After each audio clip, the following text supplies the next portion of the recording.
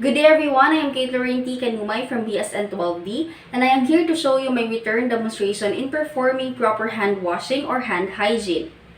Hand washing or hand hygiene is essential because it is the primary measure to prevent infections and the most effective way to prevent the spread of pathogenic microorganisms.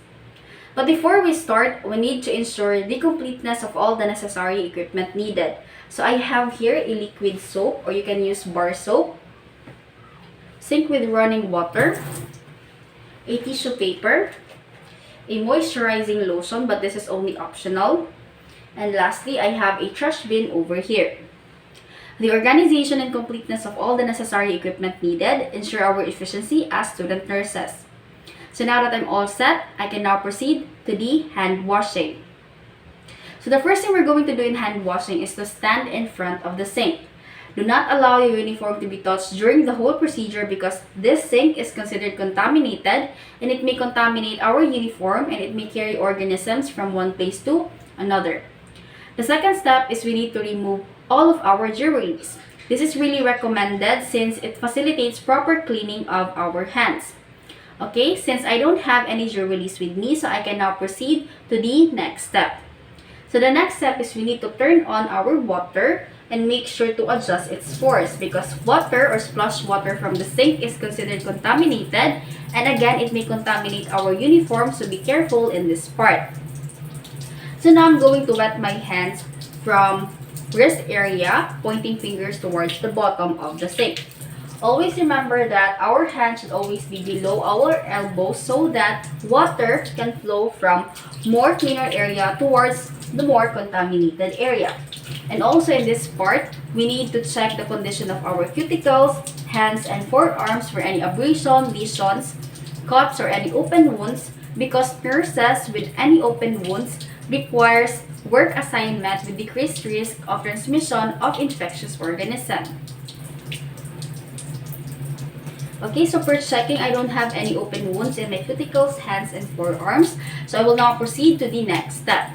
So now I'm going to lather my hands thoroughly with liquid soap for at least 15 to 20 seconds with firm rubbing and in circular motion.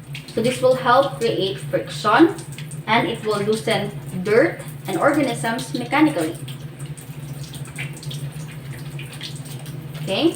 And now I'm going to interlace my fingers and thumb using the back of my hand for at least 5 times each. So this will help clean our interdigital spaces. Okay. And now we're going to rub palm to palm with fingers interlaced. Like this. Okay. And now we're going to rub the back of our fingers with opposing palms with fingers interlocked, just like this.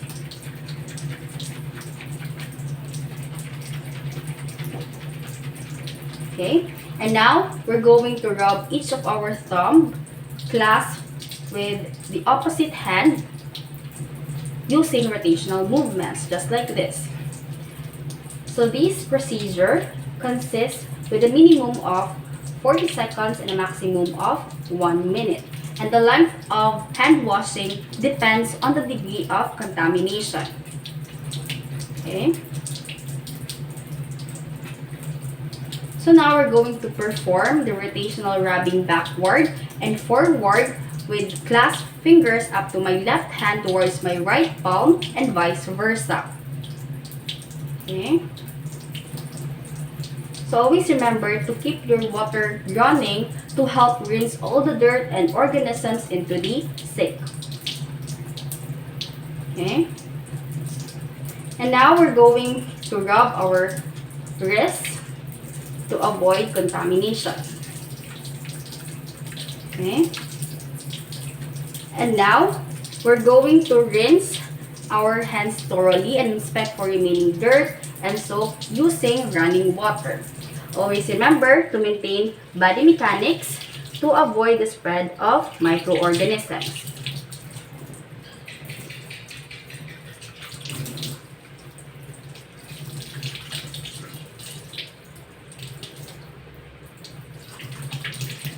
Okay. Okay. And now we're going to pat dry our hands from our fingers to the wrist using the paper towel that we have here. Okay. From finger to wrist. Okay. And then throw this on the trash bin. Finger to wrist. And throw it on the trash bin. Okay.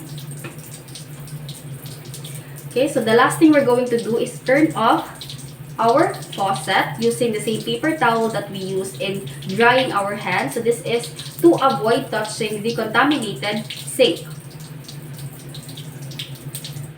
Okay, and then throw this on the trash bin. Okay, so now that we're done, now we can apply lotion. So again, as I have said, this is only optional. So since I don't desire to use this, so I will just skip this part. Okay. So I think that's it for my return demonstration. Again, there are 5 moments in hand washing. Before touching the patient, before clean or aseptic procedure, after body fluid exposure risk, after touching a patient, and after touching patient surroundings. So again, I am 𝐬𝐸𝘪𝘵𝘫𝐚𝐥. Thank you for watching.